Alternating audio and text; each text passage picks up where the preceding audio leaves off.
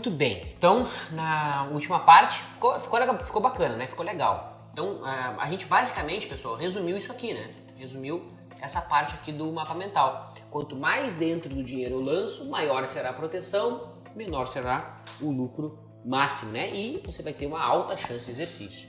Quanto mais próxima de no dinheiro você lançar, metade de chance de exercício, né? 50% de chance, cara e coroa, né? Proteção média, lucro máximo médio. E quanto mais fora do dinheiro você lançar, você tem baixa proteção, né? A proteção diminui, o lucro máximo aumenta, caso você queira exercício, e tem uma baixa chance de exercício, caso você não queira exercício. Então agora a gente vai organizar as ideias, né? E vai entender as filosofias e os perfis, tá? Então aqui, pessoal, quais são as filosofias que a gente pode organizar aí de lançamento coberto? A primeira delas é a operação de taxa, certo? Essa é uma filosofia. O que é a operação de taxa? É uma operação que basicamente utiliza o gráfico, né?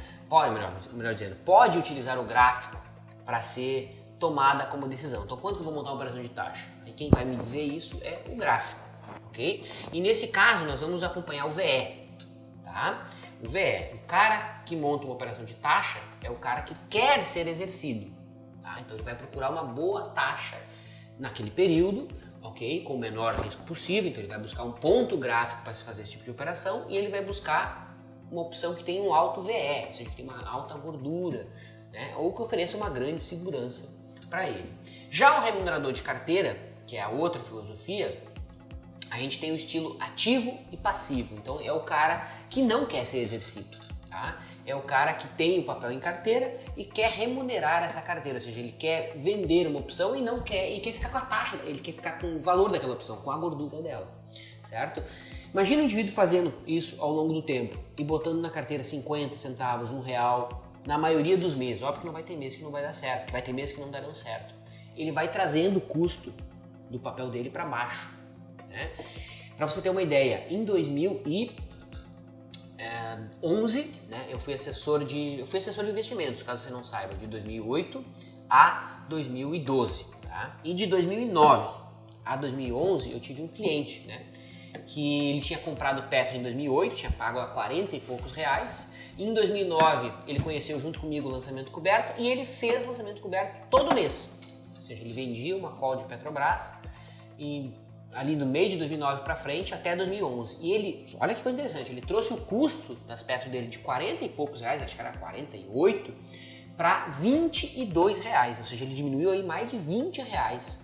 Aos pouquinhos, né? Um mês ele vendia lá uma opção, ganhava 80 centavos, depois vendia a outra, ganhava R$1, aí na outra ele perdia 50 centavos, porque tinha que recomprar mais caro, isso a gente vai falar num outro momento, né? Enfim, foi fazendo isso ao longo do tempo, ok? E com o passar do tempo ele conseguiu reduzir mais de 20 reais. Olha que coisa bacana, olha que coisa legal. Hoje eu não tenho mais contato com ele, né? Não sei como é que se ele está ainda fazendo esse tipo de operação, porque na época, em 2011, ele precisou se mudar, sair fora do país, e aí a gente perdeu o contato. Mas é uma operação que faz bastante sentido, ok? Para quem quer remunerar a carteira, para quem tem o papel e a carteira e não pensa em vender, tá? Mas muito cuidado, a gente está vendo aqui nessa aula um conceito mais introdutório, tá? Vamos entender de maneira um pouco mais aprofundada os perfis, né? Então aqui a gente vai ter o investidor, que é esse cara que eu acabei de falar, né? Que tem um estilo ativo e passivo, tá? São duas filosofias diferentes dentro dessa abordagem, mas basicamente o investidor é o cara que quer remunerar a sua carteira de longo prazo. Então ele tem Vale na carteira, ele tem Petro, ele tem Itaú, sei lá eu que papel que ele tem, e ele quer remunerar essa carteira. Alguns chamam esse tipo de estratégia de dividendo sintético. É uma forma, né, de você gerar um fluxo de caixa na sua carteira, além dos dividendos que você recebe da companhia, caso obviamente ela gere lucro e pague esses dividendos. Tá? Então no caso do investidor, ele já vai possuir essa ação, mas com o intuito de investir, de posição de longo prazo. Tá? Coloquei aqui, ó, possui a ação como investimento. Não dá para confundir com trade, tá? São duas coisas diferentes. O investidor, então, tem horizonte de longo prazo e ele não quer ser exercido. Então, que tipo de opção que ele vai vender? Né? Então, o cara que não quer ser exercido, você já tem conhecimento e sabe que tipo de opção que o cara tem que procurar. E ele vai fazer a chamada rolagem quando for necessário. Tá? O que é a rolagem? A rolagem é o seguinte, imagina que eu vendi a opção aqui nesse caso, a Petro 25,30 e eu vendi a Petro 24,75. Tá? Vendi o strike 24,75 e hoje falta 2 dias para o exercício. E eu não quero entregar as ações, eu não quero ser exercido. Então o que eu posso fazer? Eu posso ir lá recomprar essa opção, ok? Vou pagar um preço por ela, ok? Se o papel ficou de lado, se o papel subiu pouco ou se o papel caiu, eu vou ganhar dinheiro, tá? E eu vou vender outra opção para o próximo mês. Então, a recompra da opção que eu tenho e a venda de outra se chama de rolagem, tá? A propósito, eu não citei, mas esse tipo de operação você pode iniciar e encerrar quando você quiser. Você não precisa ficar até o exercício, tá? Óbvio que esses valores aqui de proteção e lucro máximo correspondem ao exercício, né? A levar até o exercício, mas você não precisa, e eu não sugiro, inclusive, que você leve até o exercício. Tá bom? Então, o investidor ele não quer ser exercido e muitas vezes ele vai fazer a tal da rolagem e essa que é a diferença, né, do investidor que faz a abordagem ativa e a abordagem passiva. Né? O investidor que utiliza a abordagem ativa ele vai fazer rolagens mais constantes, de acordo com o mercado vai se movimentando. Eu tenho parâmetros para isso e eu uso parâmetros do delta, eu abordo isso obviamente no curso avançado. Tá? Mas o critério que eu uso para fazer a rolagem é o valor do delta. Tá? Então, qual é o valor do delta? O delta chegou em um determinado valor, eu rolo para cima. Chegou em um determinado valor para baixo, eu rolo para baixo e eu vou acompanhando o mercado assim.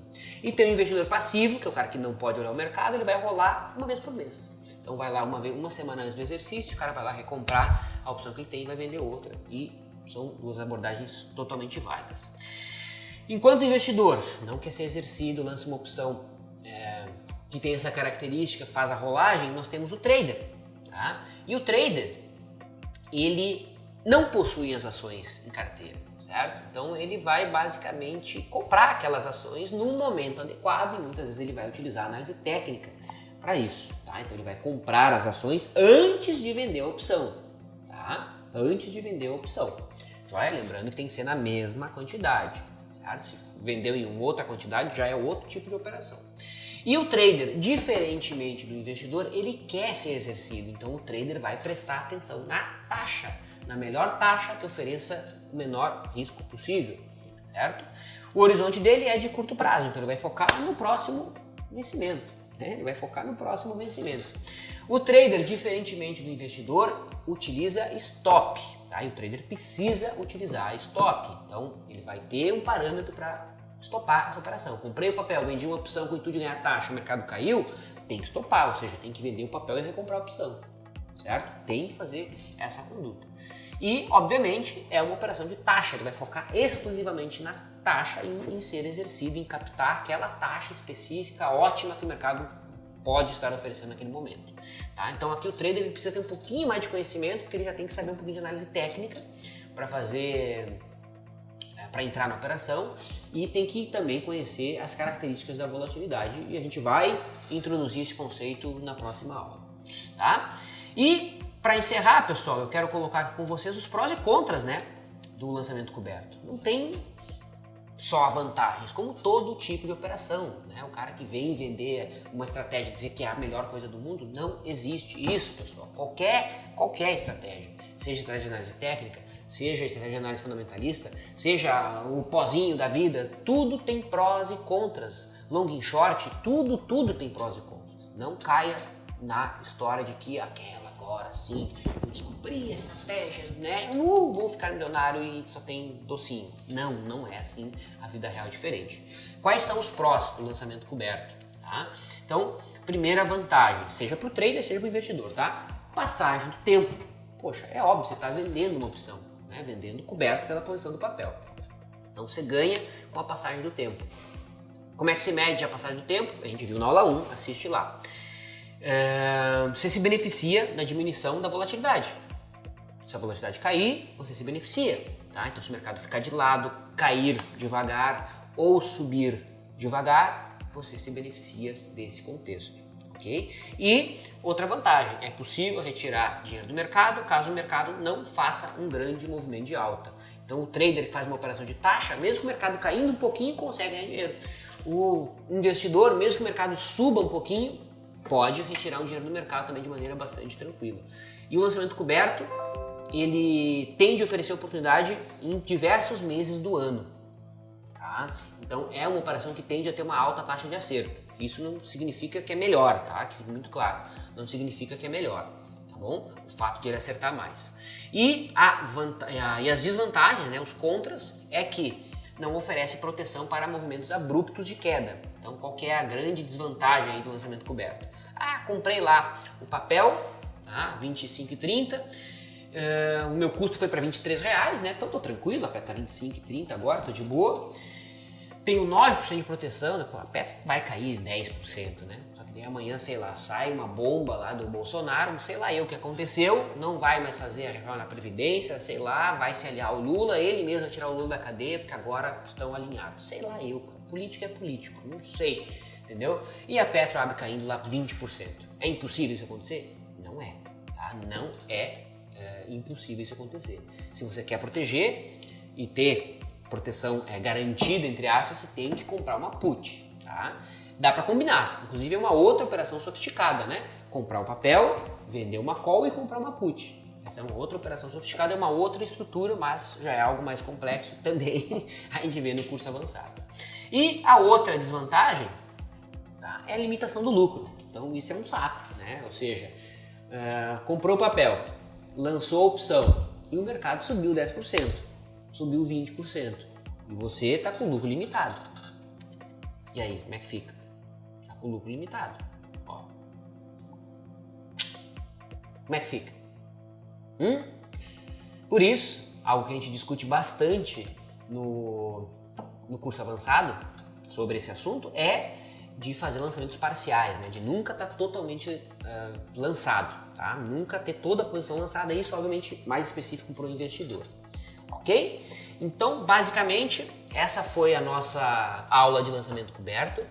Eu realmente espero que tenha te gerado muito valor. Esse tipo de conteúdo aqui, organizado dessa maneira, não é oferecido, eu pelo menos não tenho visto esse tipo de conteúdo oferecido por aí, então realmente espero que você tenha aproveitado. Qualquer dúvida, você sabe, aqui embaixo no vídeo você tem um lugar para interagir comigo. E na próxima aula a gente vai falar sobre operações com a volatilidade, tá? Que é uma informação extremamente importante quando a gente vai montar a operação de lançamento coberto, tá? É uma das variáveis aí mais relevantes, tá bom? Então, forte abraço, muito obrigado e até a próxima aula. Falou!